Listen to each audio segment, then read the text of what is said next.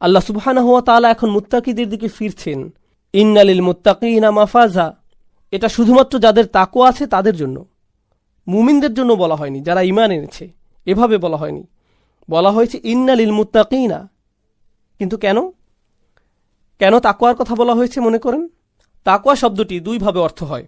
এক হচ্ছে ভয়, আমরা সচরাচর এভাবেই করতে দেখি, কিন্তু এটা সঠিক নয় পুরোপুরি। ভয় হচ্ছে আরবিতে খৌফ, যেমন কোরআনে আছে ইন্নী আখাফুল্লাহ, যখন ইবলিস বলে ইন্নী আখাফুল্লাহু রব্বিল আলামিন। কিন্তু এখানে তাকওয়া বলতে বোঝানো হয়েছে সেই সাবধানতা অবলম্বন যা আপনি করে থাকেন ভয়ের ফলস্বরূপ। ভয়ের কারণে আপনি ঠিক যা যা করে থাকেন, যখন আপনি ঘর ঠিকমতো লক করেন, ভালোভাবে চেক করে ঘুমাতে যাচ্ছেন, আপনি তাকওয়ার প্র্যাকটিস করছেন। যখন হজে যাওয়ার আগ মুহূর্তে আপনি কাগজপত্র, পাসপোর্ট ইত্যাদি ভালোভাবে দেখে বুঝে নিচ্ছেন, আপনি তাকওয়ার চর্চা করছেন। ফাতাজাওয়াদু ফাইন্না খায়রা যাদুন আত-তাকওয়া। তো তাকওয়া হচ্ছে সতর্কতামূলক কাজকর্ম করে নেয়া। আক্ষরিকভাবে আল্লাহ আজ্জা জাল্লা আমাদের কোরআনে বলছেন ফাত্তাকুন নার, জাহান্নামের আগুন থেকে বাঁচতে সতর্ক হও, এমন কাজকর্ম করো যাতে করে শেষে জাহান্নামের আগুনে পুড়তে না হয়। এটাই তাকওয়া। তো সাবধান থাকো, খুঁতখুঁতে থাকো নিজের কাজকর্মের ব্যাপারে, কারণ সাবধানে না থাকলে শেষে বিপদে পড়তে হতে পারে। এরাই হচ্ছে তাকওয়াবান মানুষ। তাকওয়া অনুভূতির চাইতেও বেশি কিছু বোঝায়। এটা এমন অনুভূতি যার পরিণতি আমাদের কিছু না কিছু করতে বাধ্য করে। আপনি কিছু করেন যাতে নিজে বাঁচতে পারেন, নিজেকে সাহায্য করেন, এটাই তাকওয়া। ইন্নালিল মুত্তাকিনা, সেসব মানুষ যাদের ভয় ছিল, যারা সাবধান ছিলেন, তাদের ভয় ছিল যে কাজের পরিণতি ভোগ করতে হবে, আর সেই ভয়কে তারা কাজে রূপান্তর করেছিল। শুধুমাত্র তাদের জন্য আছে মাফাজা। মাফাজ শব্দটি মাসদার আর জারফ দুটোই হতে পারে। এর দ্বারা বোঝায় তারা সফল হতে পারে, সাথে সফলতা উদযাপনের স্থানও তারা পেতে পারে, আর এর সাথে নির্দিষ্ট সময়ও তারা পেতে পারে। যখন তারা তাদের সফলতা উদযাপন করবে, তিনটা অর্থ পাওয়া যাচ্ছে কেবল একটা শব্দ থেকে, মাফাজান শব্দটি। আবারও এর দ্বারা বোঝায় শুধুমাত্র তাকওয়াবান মানুষেরাই সফল। সফলতা হিসাবে নির্দিষ্ট জায়গাও থাকবে, যেটা জরফ মাকান, সফলতার স্থান অর্থাৎ জান্নাত। মাফাজ শব্দের অর্থ এছাড়াও সফলতার সময়কাল বোঝায়, মানে বিশ্বাসীদের অবশ্যই ধৈর্যশীল হতে হবে, শীঘ্রই তারা পাবে। এখন হয়তো পাচ্ছে না, কিন্তু নিঃসন্দেহে শীঘ্রই তারা পেতে যাচ্ছে একটা নির্দিষ্ট সময়ে। হাদাইকা ওয়া আনাবা, এরপর আল্লাহ বিবরণ দিচ্ছেন অন্তত পক্ষে যে স্থানে তারা থাকবে সেটার হাদাইকা অর্থাৎ বাগান। আরবিতে হাদাইক শব্দটি বেশ মজার। এর দ্বারা বোঝায় এমন কোনো বাগান যেটার উঁচু দেয়াল বা বেড়া রয়েছে, মানে এটি দ্বারা সংরক্ষিত কোনো বাগান বোঝায় যেটাতে কেবল মালিক একাই যেতে আসতে পারবে। এটাই হাদিকা বা জান্নাত শব্দটি হতে একটু ভিন্ন। এছাড়াও হাদাইকা শব্দটির সাথে জড়িত একটি শব্দ হচ্ছে হাদাকা, যার দ্বারা বোঝায় চোখের মণি, কেননা এটা একটা চমৎকার বন দ্বারা পরিবেষ্টিত। অর্থাৎ এমন একটি বাগানের কথা বলা হচ্ছে যা কিনা বিভিন্ন রঙের মিশ্রণ, বর্ণ দ্বারা বৈশিষ্ট্যমণ্ডিত। হাদাইকা বলতে এমন একটি বাগানই বোঝায়। হাদাইক এখানে বহুবচন, অনেকগুলো বাগান। ও আনাবা মানে আঙ্গুর, এটি এমন এক খাবার যাতে ইতিমধ্যেই পানীয় মজুদ আছে, একের ভিতরে দুই। সুবহানাল্লাহ। ও কাওয়াইবা আতরাবা, কাওয়াইব হচ্ছে কাইব শব্দের বহুবচন, যার অর্থ হচ্ছে খুবই আকর্ষণীয়, সুন্দরী তরুণী, যাদেরকে আতরাবা বলা হয়েছে। তারা একের অধিক থাকবে বিশ্বাসীদের জন্য।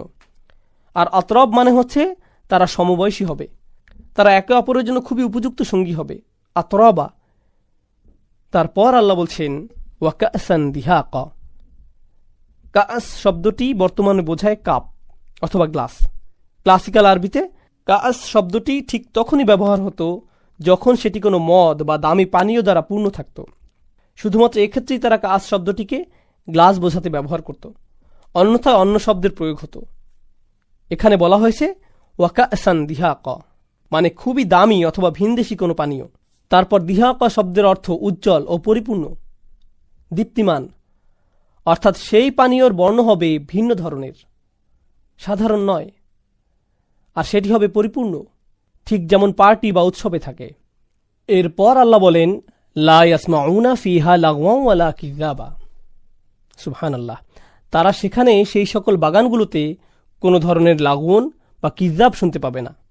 লাগওয়ান শব্দের অর্থ হচ্ছে অপ্রয়োজনীয় কথাবার্তা, আর কিযাব হচ্ছে কেউ যে কোনো কারো বিরুদ্ধে মিথ্যা বলে, এমন যে কোনো দুইটি বিষয়ে আলাদাভাবে আল্লাহ উল্লেখ করেছেন। সূরার শুরুতে ছিল আম্মা ইয়াতাসাআলুনা আনিন নাবাইল আযীম আল্লাযী হুম ফীহি মুখতালিফুন।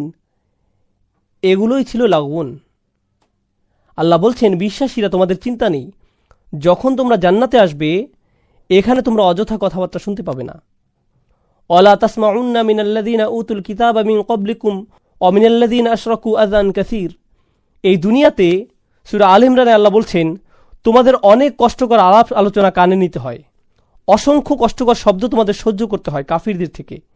এমনকি রাসূলকেও বলা হয়েছে, ফাসবির সবরান জামিলা, এই জীবনে শুধু একটু ধৈর্য ধরে যাও সুন্দরভাবে। অসবির আলা মা ইয়াকুলুনা ওয়াহজুরহুম হাজরান জামিলা, তাদের কথাতে ধৈর্য ধারণ করো। এখানে আল্লাহ আমাদের বলছেন যে এদের ব্যাপারে দুশ্চিন্তা করো না, যখন তোমরা এখানে চলে আসবে এসব আজেবাজে কিছুই তোমাদের শুনতে হবে না। লা ইয়াসমাউনা ফিহা লাগওয়া ওয়ালা কিযাবা। অপর বিষয়টি, বিশ্বাসীরা যারা দিনের জন্য কাজ করে তারা সর্বদা কি শুনতে পায় জানেন? কিযাব। তারা মিডিয়াতে কিযাব শুনতে পায়, তাকযীব শুনতে পায়, যখন মানুষজন নবী রাসূলদের বিরুদ্ধে মিথ্যা বলে, তাদের নামে আজেবাজে কথাবার্তা ছড়ায়, মানহানি করতে চেষ্টা করে, আল্লাহর কিতাব সম্পর্কে মিথ্যা শুনতে থাকে। এগুলো সবই কিযাব। এগুলি হচ্ছে কষ্টের, দুঃখের বিষয় বিশ্বাসীদের জন্য। তাই আল্লাহ বলছেন, তোমাদের এসব কথাবার্তা দ্বারা আর কষ্ট সহ্য করতে হবে না। লা ইয়াসমাউনা ফিহা লাগওয়া ওয়ালা কিযাবা জাযাআম মির রাব্বিকা। আর এই সকল চমৎকার বিবরণের ব্যাপারে প্রথমেই আল্লাহ বলছেন জাযাআম মির রাব্বিকা। লক্ষ্য করুন, কুফফারদের ব্যাপারে প্রথমে আল্লাহ বলেছিলেন জাযাআম ওয়িফাকা, তারপর থেমে গিয়েছিলেন। ওয়িফাক মানে যথাযথ, কমও না বেশিও না, বরাবর। আল্লাহ জান্নাতের জন্য ওয়িফাক শব্দটি ব্যবহার করেননি। কেন? কারণ তিনি আমাদের যতটুকু প্রাপ্ত ততটুকুন তো দিবেনই, সাথে আরও দিবেন। সেই জন্যই তিনি শুধু জাযাআম মির রব্বিক বললেন, সাথে এখানে তিনি রব্বিকা শব্দটি উল্লেখ করেছেন। রব বলতে আস-সাইয়্যিদ, মুরশিদ, মুরব্বি, আল মুতি ইত্যাদি সবই বোঝায়। অর্থাৎ যিনি দান করেন, যিনি দেখাশোনা করেন, সকল কিছু রক্ষণাবেক্ষণ করেন, যিনি সৃষ্টি করেন, সকল সুযোগ সুবিধা দিয়ে থাকেন, এই সমস্ত পজিটিভ শব্দসমূহ সবই রব শব্দের অন্তর্ভুক্ত। এটি একটি করুণাময় রহমত সম্পন্ন শব্দ। রব কিন্তু তাদের সাথে ব্যবহৃত হয়নি। আল্লাহ বলেননি জাযাআম ওয়িফাকা মির রাব্বিহিম, না, তিনি এমনটা বলেননি। কেননা এখানে করুণা দয়ার কোনো অবকাশই নেই। এখানে আল্লাহ তার দয়ার উল্লেখ করছেন। তবে তিনি শুধুই রবের কথা বলেননি, রব্বিস সামাওয়াতিও বলেননি, যেটা সামনে আসছে। বলছেন রব্বিকা, তোমার মালিকের পক্ষ থেকে। ও মুহাম্মদ সাল্লাল্লাহু আলাইহি সাল্লাম। আর আমরা জানি আল্লাহ যখন তার রসুলের সাথে কথা বলেন, সেটাই কোরআনের সবচাইতে দয়াশীলতার জায়গাগুলোর একটি। তো এখানে রহমতের ভার আরও বৃদ্ধি হলো, শুধু রব না বলে রব্বিকা বলার কারণে। তোমার রব মুহাম্মদ সাল্লাল্লাহু আলাইহি সাল্লাম। তারপর তিনি আরও দুটি শব্দ যুক্ত করলেন, খুবই চমৎকার দুটি শব্দ। আমরা আগে থেকেই জানি এখানে আরও শব্দ আসবে, কেননা তিনি ওয়িফাক শব্দটি ব্যবহার করেননি। তিনি এখানে যুক্ত করলেন আতাআন। আতাআ হচ্ছে আপনি যখন কাউকে এমন কিছু দেন যা পাওয়ার মতো যথাযথ কাজ সে করেনি, পূর্ণ যোগ্য সে নয়, সেটি একটি গিফট। যেমন ইন্না আতাইনাকা আল কাউসার, কাউকে কিছু উপহার দেয়া একটি বিষয়, কিন্তু উপহারের বন্যায় ভাসিয়ে দেয়া, রাজকীয় উপহার দেয়া, এটাই হচ্ছে ইআতাআ। তো আল্লাহ প্রথমে বলেছেন আতাআন, তাদের উপর উপহারের বন্যা বইবে। তারপর তিনি বলছেন হিসাবা। যারা উর্দুভাষী মানুষ আছেন মনে করবেন না যে এটা উর্দু হিসাব বোঝানো হচ্ছে, সাবধান, এটা সেই হিসাব নয়। কাতাদা রাদিয়াল্লাহু আনহু বিষয়টা সুন্দরভাবে ব্যাখ্যা করেছেন। কখনো কেউ বলে আহসাবতু ফুলানান, শব্দদ্বয় দ্বারা প্রাচীন আরবিতে অর্থ হতো আমি কাউকে এত এত এতই দিয়েছি যে ব্যক্তি নিজেই বলছে আমি আর নিতে পারছি না, অনেক হয়েছে। ঠিক এই পয়েন্টে যখন সে পৌঁছায় তখন সে বলে হিসাবান। তো আল্লাহ বলছেন তিনি এতই দিবেন যে বিশ্বাসীরা নিজেরাই বলবে আমাদের আর চাই না, অনেক হয়েছে। তাই জাযাআম মির রাব্বিকা আতাআন, আর তারপর হিসাবা। আল্লাহ আমাদের এমন অসাধারণ উপহারের স্বাদ নেওয়ার যোগ্য করে তুলে। এই সন্ধ্যায় আমি আপনাদের সাথে যে আলোচনা করতে চাই তা হল কোরআনের একটি অনুচ্ছেদ, সূরা ফুরকানের শেষ অংশ। এটা কোরআনের 25তম সূরা। আমার অনেক প্রিয় এবং হৃদয়ের কাছের একটা অনুচ্ছেদ এটা। এটা এমন অনুচ্ছেদ যা নিয়ে আমি আগেও বহুবার আলোচনা করেছি, কিন্তু কয়েক বছর পর পর এই আয়াতগুলোতে ফিরে যাওয়ার এবং এর সাথে আমার সম্পর্ককে নবায়ন করার প্রয়োজনীয়তা অনুভব করি। আর আমি যদি এই প্রয়োজন অনুভব করি, আমার মনে হয় যে আপনাদেরও এই একই প্রয়োজনীয়তা রয়েছে। তো এটাই হলো 25তম এই সূরাটি থেকে প্রাপ্ত কিছু শিক্ষা, আপনাদের সাথে আলোচনা করার পেছনের অনুপ্রেরণা। তো এই অনুচ্ছেদে আল্লাহ আজ্জা জাল্লা আমাদেরকে একটি বিশেষ উপাধি প্রদান করেছেন, আর সেই উপাধিটি হল ইবাদুর রহমান, অবিশ্বাস্য রকম করুণাময় এবং ভালোবাসাময় সত্তার বান্দারা। ইমানদারদেরকে আল্লাহর বান্দা হিসেবে অভিহিত করা যেতে পারে, ইমানদারদেরকে শুধুমাত্র ইমানদার হিসেবে অভিহিত করা যায়, আল্লাযীনা আমানু আমাদেরকে মুসলিম বলে অভিহিত করা যায়। আমাদের অনেক উপাধি রয়েছে, আর এই সকল উপাধির মধ্যে আল্লাহ এই সূরাতে বিশেষ এবং অনন্য একটা উপাধি বাছাই করেছেন, সেটা হলো ইবাদুর রহমান। আর এটা কিছু ইঙ্গিত প্রকাশ করছে। প্রথমত, ব্যাকরণগত দৃষ্টিকোণ থেকে ইবাদুর রহমান শব্দ দুটিকে আরবিতে বলা হয় ইদাফা। সরল ভাষায় এর অর্থ হল দুইটি শব্দ একে অপরের সাথে সম্বন্ধযুক্ত। ব্যাকরণগতভাবে দুইটি শব্দ যা একে অপরের সাথে একীভূত হয়ে আছে। আর ব্যাকরণগতভাবে বলা যায় যে মুদাফ এবং মুদাফ ইলাইহির মাঝে কোনো কিছু আসার সুযোগ নেই, তারা অবিচ্ছেদ্য। আল্লাহ এখানে বলতে পারতেন ইবাদুন লির রহমান, আর রহমানের প্রতি নিবেদিত বান্দারা। কিন্তু যেহেতু এই দুইটি শব্দ একে অপরের সাথে এভাবে একীভূত হয়ে আছে, এই বিষয়টি থেকে কিছু তাফসীরকারক অনুপ্রাণিত হয়ে এই মত ব্যক্ত করেছেন যে এটা কিছু মানুষের সাথে আল্লাহর খুবই নিকট সম্পর্ক বর্ণনা করছে। আর অবশ্যই আল্লাহর নামগুলোর প্রত্যেকটিরই নির্দিষ্ট অর্থ রয়েছে, এগুলো আমাদের যে কারোর জন্য নির্দিষ্ট আবেগ অনুভূতি সৃষ্টি করে। তিনি বলতে পারতেন ইবাদুল্লাহ, আল্লাহর বান্দারা, কিন্তু তিনি তার প্রজ্ঞা দিয়ে দুইটি শব্দ চয়ন করেছেন, ইবাদুর রহমান। তো এই আয়াতে আমাদের এবং আল্লাহর সাথে যে সম্পর্ক বর্ণনা করা হয়েছে তা হলো ভালোবাসা, যত্ন এবং করুণার সম্পর্ক। আমাদেরকে আল্লাহর ভালোবাসা, যত্ন এবং করুণার চাদরে জড়িয়ে নেওয়া হয়েছে। আয়াতগুলোর অগ্রসর হওয়ার সাথে সাথে বক্তব্যের বিষয়বস্তুকে দুটি ভিন্ন দৃষ্টিভঙ্গি থেকে দেখা সম্ভব। একটি দৃষ্টিভঙ্গি হল কিছু মানুষের বিশেষ কিছু গুণ রয়েছে। বিশেষ এই মানুষগুলো কারা? যাদেরকে আল্লাহ ইবাদুর রহমান বলে আখ্যায়িত করেছেন। এই দৃষ্টিভঙ্গি অনুযায়ী এই হলো গুণাবলীগুলোর একটা তালিকা। যদি এর সবগুলোর অধিকারী হতে না পারেন, আপনি আসলে ব্যর্থ হয়েছেন। এটা হলো একটা দৃষ্টিভঙ্গি। তো আমাদের যে কারো জন্য আমরা যদি প্রথম দৃষ্টিভঙ্গির দিকে লক্ষ্য করি, তখন বলবো আমি তো তাহলে অকৃতকার্য হয়ে গেলাম। কিন্তু এটাকে দেখার আরেকটা পরিষ্কার দৃষ্টিভঙ্গি রয়েছে, আর সেটা হলো এই প্রত্যেকটি হলো পৃথক শ্রেণীর মানুষের জন্য। তাদের প্রত্যেকেই হলেন পৃথক শ্রেণীর মানুষ। তাদের মধ্যে সাদৃশ্যপূর্ণ বৈশিষ্ট্য হলো তারা সকলেই ঈমানদার। কিন্তু এক্ষেত্রে একটা বিষয় হলো, আর এই ধারণাটি আমি সূচনায় আপনাদেরকে বলবো, আমরা সকলে একরকম নই। যেমন আজকের জুমার পর এক নারীর সাথে আমার সাক্ষাৎ হয়েছে। তিনি আমার কাছে এসে বললেন, আমি প্রতিদিন 3 ঘন্টা ধরে তাহাজ্জুদের নামাজ পড়ি। আক্ষরিকভাবে এটাই তিনি আমাকে জিজ্ঞেস করেছিলেন, এটা কি ঠিক আছে? আর আমি বলেছিলাম, আপনাকে এজন্য পুরস্কৃত করা উচিত, কারণ অনেকের জন্য নিয়মিত 5 মিনিট তাহাজ্জুদ পড়াও অসম্ভব।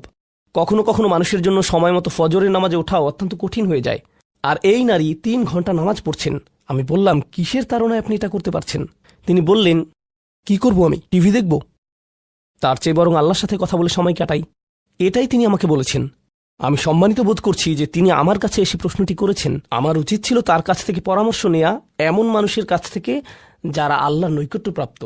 আমি যা বলতে চাচ্ছি তা হলো, আমরা সকলে একরকম নই। তিনি যা করেছেন আমি তা করতে পারবো না। আমি সত্য কথা বলছি। এই নারী যা করেন আমি তা করতে সক্ষম নই, আর আমি তার এই যোগ্যতার প্রতি সম্মান জানাই। আল্লাহ এই অভ্যাস বজায় রাখতে তাকে দৃঢ়তা দান করুন। কিন্তু আমরা তো জানি এমন মানুষ রয়েছেন যারা অন্যদেরকে সাহায্য করার ক্ষেত্রে অসাধারণ। তাদের যোগ্যতা, তাদের পারদর্শিতা হলো অন্য মানুষকে সাহায্য করা।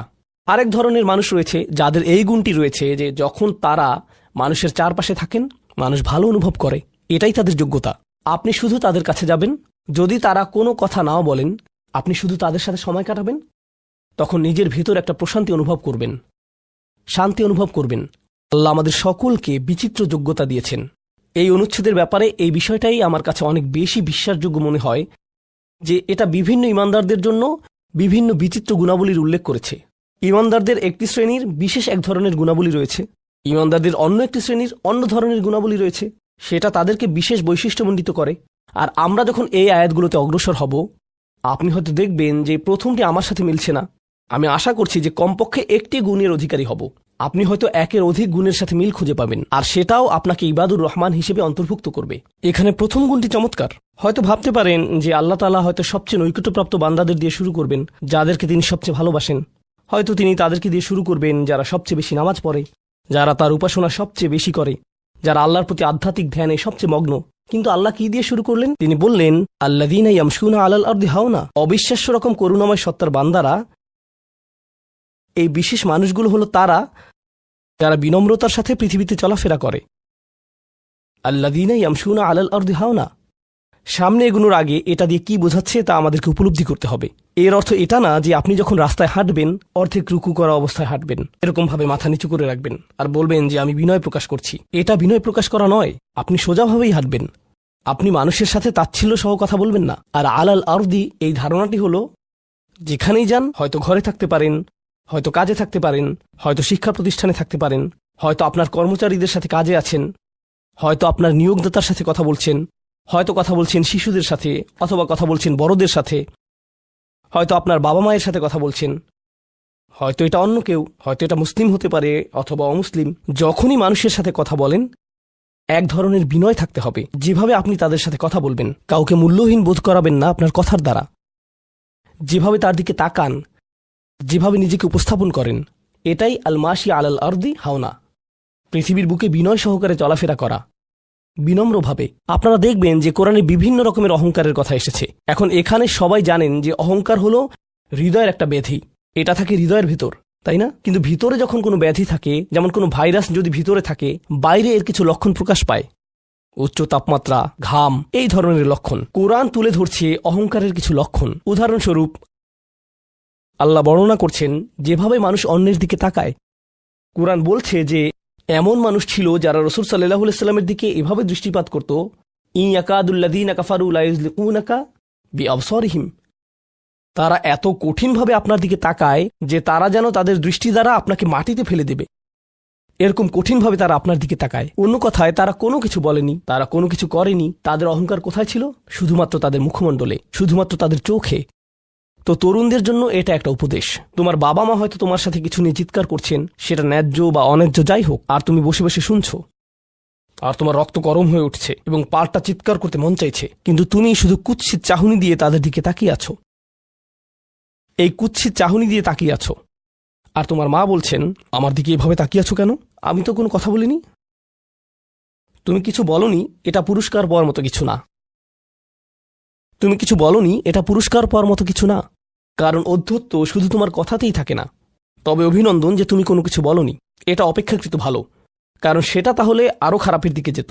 কিন্তু এক ধরনের অধ্যত্ব, ক্রোধ এবং বিনয়ের অভাব আমাদের চোখে মুখে ফুটে ওঠে। সুম্মা নজর, সুম্মা আবাসা অবাসার, সুম্মা আদবার অস্তাকবার। শুধু যেভাবে কারো দিকে তাকান, শুধু যেভাবে ভ্রু কুঁচকান, শুধু যেভাবে চোখ ঘুরান, কখনো কখনো যেভাবে কারো দিকে তাকান, কখনো কখনো যেভাবে কারো দিকে না তাকান। কেউ আপনাকে সালাম দিয়েছে, আপনি তার দিকে তাকালেন না, অন্যদিকে ফিরলেন এবং তা উপেক্ষা করলেন, অথবা শুধু ওয়ালাইকুম আসসালাম বললেন। আপনি সালামের জবাব দিয়েছেন, কারণ তা না হলে তো গুনাহ হতে পারে, কিন্তু জবাব দিলেন খুবই নিচু স্বরে, এটা নিশ্চিত করার জন্য যাতে সে শুনতে না পায়, আর সে মনে করলো যে আপনি জবাব দেননি। এরকম যে আল্লাহ জানেন যে আমি জবাব দিয়েছি, কিন্তু আমি তাকে এটা জেনে পরিতৃপ্তি লাভ করতে দিব না যে আমি তার সালামের জবাব দিয়েছি। তো যখন সে এসে বলে যে ভাই, আমি তো আপনাকে সালাম দিয়েছি, আপনি জবাব দেননি, আমি তো জবাব দিয়েছি, এটাও হাউন এর অভাব। আল্লাযীনা ইয়ামশুনা আলাল আরদি হাওনা। মানুষের প্রতি বিনয়, শিশুদের প্রতি করুণা, বয়স্কদের প্রতি করুণা, এমন মানুষদের প্রতি করুণা যারা এর যোগ্য না। আর প্রসঙ্গক্রমে এর অর্থ এটা না যে আপনাকে অপমান করার সুযোগ আপনি মানুষকে করে দিবেন। এমন পরিস্থিতি আছে আমাদের পরিবারগুলোতে, আমাদের বন্ধুবান্ধবের মাঝে, আমাদের পরিসরে, যেখানে কিছু মানুষকে অবমাননাকর হিসেবে পাবেন। এমনটা ঘটে। আপনার পরিবারে এমন মানুষ রয়েছে, কখনো কখনো আপনার পিতামাতাও এরকম হতে পারেন। এটা খুবই কষ্টদায়ক বিষয়, এটা খুবই অন্যায্য বিষয়, আর আপনাকে এগুলো সবসময় শুনতে হয়, বারবার শুনতে হয়। শ্রোতাদের ভিতরে এমন নারী রয়েছেন যাদেরকে আমি দেখতে পাচ্ছি না, তারা পর্দার আড়ালে রয়েছেন, কিন্তু তারা যে অবস্থাতেই থাকেন, হয়তো শ্বশুরবাড়ির আত্মীয় অথবা ভাই বোন বা অন্য কারো কাছ থেকে তাদের কথা শুনতে হয়, আর তাদের এটা সব সময় শুনতে হয়, আর এগুলো শুনে তাদের রক্ত গরম হয়ে যায়। তখন কি করবেন? আপনাকে তখনও বিনয় ধরে রেখে যা করা শিখতে হবে তা হলো প্রথমত সেরকম পরিস্থিতি থেকে দূরে থাকবেন। যদি জানেন যে মেজাজের ভারসাম্য হারিয়ে ফেলবেন, তখন সেখান থেকে বেরিয়ে যান। এই মুহূর্তে আমি এই আলোচনায় অংশ নিতে পারবো না, দুঃখিত, আমি একটু হাঁটতে যাব। রাগে বিস্ফোরিত হয়ে যাওয়ার আগে এটা থেকে বেরিয়ে যান। এটাই প্রথমত এবং প্রধানত ইয়ামশুনা আলাল আরদি হাওনা।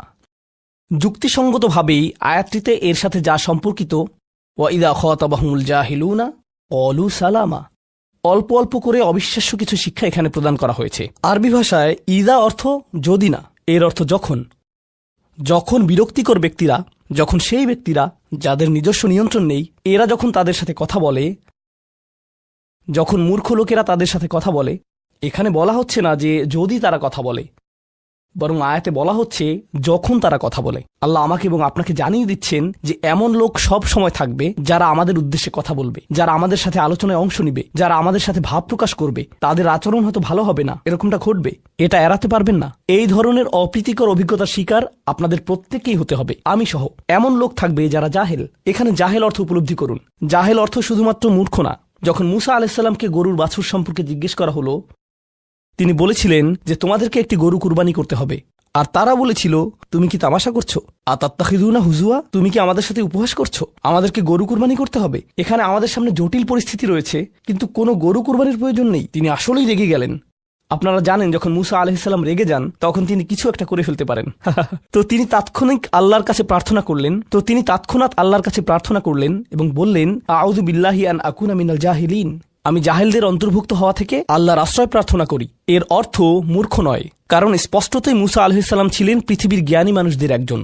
তিনি অজ্ঞতা নিয়ে কথা বলছেন না। তিনি বলছেন, আমি আমার আবেগের উপর নিয়ন্ত্রণ হারানো থেকে, মেজাজের নিয়ন্ত্রণ হারানো থেকে আল্লাহর আশ্রয় প্রার্থনা করছি, এমন জিনিস বলা থেকে অথবা করা থেকে যা আমি এখন করতে চাই, কিন্তু আমাকে নিজেকে সংযত করতে হবে।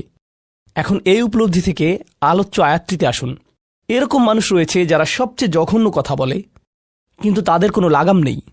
কথাগুলো আপনার হৃদয় থেকে এসে মস্তিষ্ক হয়ে এরপর তা জিহ্বাতে যাওয়া উচিত, কিন্তু এই পথে কিছুটা লাগাম থাকতে হবে। আমার হয়তো এটা বলা উচিত না, আমি কিছু একটা অনুভব করছি, হয়তো গালি বের হয়ে যাবে, সেটা গলায় পৌঁছে গিয়েছে, কিন্তু সেটা আমার মুখ দিয়ে বেরিয়ে আসা উচিত না, আমার সেটা গিলে ফেলা উচিত। কিন্তু কিছু মানুষ রয়েছে, তাদের মাথায় যা আসে তাই বলে ফেলে। কারোর সাথে আপনার 6 মাস পরে দেখা হলো কোনো একটা পার্টিতে, ঈদের সময় অথবা অন্য কোথাও, হে আসসালামু আলাইকুম, আপনি তো মোটা হয়ে গেছেন, সবার সামনেই। এটা কেমন কথা? আপনি এটা মনে মনে আনতে পারেন আর নিজের মনে মনে মাশা আল্লাহ বলতে পারেন, কিন্তু সবার সামনে কেন আপনাকে এ কথা বলতে হবে? হেই, তুমি তো কয়েক বছর আগে পড়ালেখা ছেড়ে দিয়েছিলে, এখনো পাশ করনি, এখনো ফেইল অবস্থাতেই আছো। মানুষ আপনাকে এরকম কথা বলে আর এটা আপনাকে রাগান্বিত করে। এই অবস্থায় কি করবেন? আল্লাহ বলেছেন, এটা আপনার মনের বিনয় প্রকাশের অংশ। এভাবেই আল্লাহ আমাদের বিনয় যাচাই করবেন।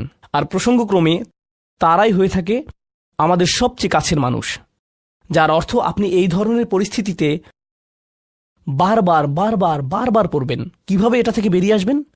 আল্লাহ বলছেন, ওয়া ইযা খাতাবাহুমুল জাহিলুনা ক্বালু সালামা। এটা দিয়ে কতিপয় জিনিস বোঝায়। আমি এখানে সেই কয়েকটি শিক্ষা নিয়ে আলোচনা করব। যখন এমনটা ঘটবে, আপনার তাৎক্ষণিক প্রতিক্রিয়া হবে শান্তি, ক্বালু সালামা। এটা দ্বারা বিদায় বোঝাতে পারে। আপনি বলবেন, সালাম, আমি আর এই আলোচনা চালিয়ে যেতে চাই না, আমি সম্মানজনকভাবে আপনাকে বিদায় জানাবো। ও দাঁড়ান, আমার তো একটা মিটিং আছে। এর বাকি অংশটুকু আপনি মনে মনে বলতে পারেন আল্লাহর সাথে দোয়া করার জন্য, কিন্তু এটা তার কাছে প্রকাশ করার প্রয়োজন নেই। শুধু বলুন যে আমার একটা মিটিং আছে, আর সেখান থেকে চলে আসুন, কারণ আপনি এটা নিতে পারবেন না। তারা সেখান থেকে বেরিয়ে আসে সম্মানজনকভাবে, এটা একটা অর্থ। যখন জঘন্য মানুষ আপনার কাছে আসে, বেরুবার পথ খুঁজে বের করবেন। কোরআন এই সূরাতে আরো পরে যা বলেছে যে মাররু কিরামা, সম্মানজনকভাবে তারা এটা অতিক্রম করে চলে যায়। কিছু কিছু মানুষ আছে যারা এমন কথা বলতে চায় যা আপনাকে রাগান্বিত করবে। তারা আসলে এটা করে মজা পায়। তারা কথা বলবে শুধু আপনাকে উত্তেজিত করার জন্য। আর তাদের কেউ কেউ জানে যে ঠিক কি বলতে হবে, কারণ তারা আপনার সাথে আগেও কথা বলেছে। আর তারা জানে যে কোন জিনিস আপনাকে রাগিয়ে তুলে, তাই তারা জানে যে কোন বাটনটি প্রেস করতে হবে আর কিভাবে আপনাকে বিরক্ত করতে হবে। আপনি বসে আছেন, আমি উত্তেজিত হব না, আমি উত্তেজিত হব না, আমি উত্তেজিত হব না, কিন্তু তার কথা শুনে আপনি বিশাল দানবে পরিণত হয়ে গেলেন, যার ফলে সব ধ্বংস হয়ে যাবে। আর সেই ক্ষেত্রে আপনাকে আগে এটা রোধ করতে হবে। আপনি এখানে কথা বলতে পারেন আর বলতে পারেন যে, দেখুন, আমি এই বিরোধ চাই না, আসুন শান্তিপূর্ণ সময় ব্যয় করি, আসুন এই বিষয়টা নিয়ে আজ আর কথা না বলি, এতে অনড় থাকুন। এটা দিয়েও ক্বালু সালামা বোঝায়। আমি আপনার সাথে ঝগড়া করতে চাই না, আমি শুধু চাই আলোচনাটা যাতে কুৎসিত পথে এগিয়ে না যায়। কখনো কখনো আমরা ভদ্রতা দেখাই, আর সেই সুযোগে মানুষ আমাদেরকে অসম্মানজনক কথা বলতে থাকে, এবং আত্মবিশ্বাসের সাথে মানুষকে জানিয়ে দিবেন যে তাদেরকে থামতে হবে, তারা সীমা ছাড়িয়ে যাচ্ছে। এটা সঠিক নয়, এমনটা করা সম্মানহীনতা নয়, শিষ্টাচার বহির্ভূত নয়। আপনি নিজের জন্য রুখে দাঁড়াতে পারেন, কিন্তু এটা শুধু মর্যাদাপূর্ণ উপায়ই করতে হবে, এমনভাবে যা শান্তিপূর্ণ। এছাড়াও সালামা শব্দটিকে অনেকেই অবস্থা হিসেবেও দেখেছেন। অন্য কথায়, যখন তারা জবাব দেয় তারা পরিপূর্ণ শান্তিপূর্ণ অবস্থায় থাকে। এটা ভিন্ন একটা অর্থ। যখন জঘন্য মানুষের আপনার সাথে কথা বলে, তারা আপনাকে বিরক্ত করে, তারা রাগান্বিত করে, তারা মিথ্যার পর মিথ্যা, মিথ্যার পর মিথ্যা, মিথ্যার পর মিথ্যা বলে, আর আপনাকে সেখানে বসে এটা শুনতে হয় যেন এটা সত্য, আর তারা এটা অন্য মানুষের সামনে বলে, আর আপনি কোনো কারণ ছাড়াই ঝামেলায় পড়ে যান। যখন আপনি জবাব দেন, আপনার জবাব যাই হোক, জবাবটা শান্ত হওয়াটাই উত্তম। যখন জবাব দিবেন, আপনাকে শান্ত এবং পরিশীলিত হতে হবে। এটাই কলু সালামা। আর যারা জীবনে এটা ধারণ করতে পারে, তারা আল্লাহর কাছে বিশেষ মানুষ, ইবাদুর রহমান। অন্য কথায়, এই অনুপ্রেরণাটিকে আমাদের মনে রাখতে হবে। সেই রকম সময়ে যেই ব্যক্তির সাথে আপনি কথা বলছেন, সে এর যোগ্য না,